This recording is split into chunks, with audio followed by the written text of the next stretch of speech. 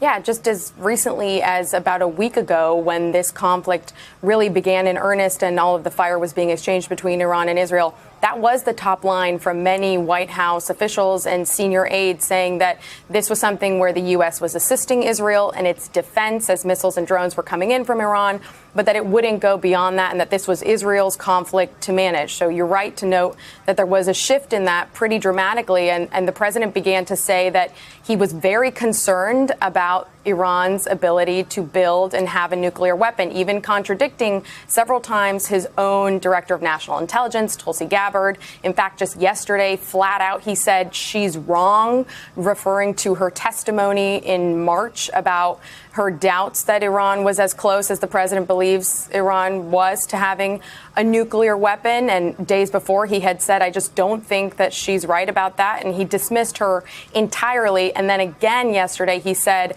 I don't even care what my entire intelligence community says. I believe that they were just very close to having that ability. So we are also seeing that split in the last couple of days that the president himself has talked about uniquely, but that the intel community is at odds with, which is really, really significant here.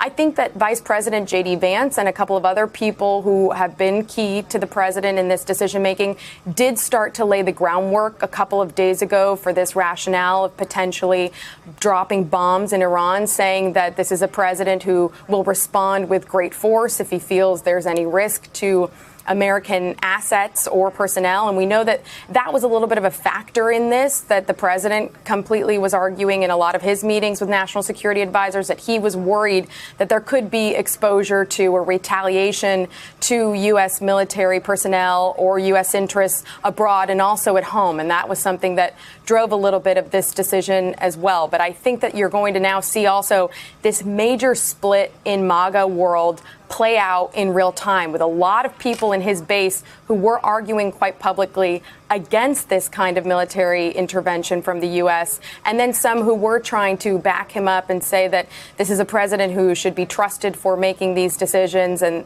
trying to argue that he, if he did it, would be in the right authority to do so. But I think he keeps saying that his supporters will love him no matter what. But I think this is a real question for the base and those millions of supporters who do have differing views on this, Rachel.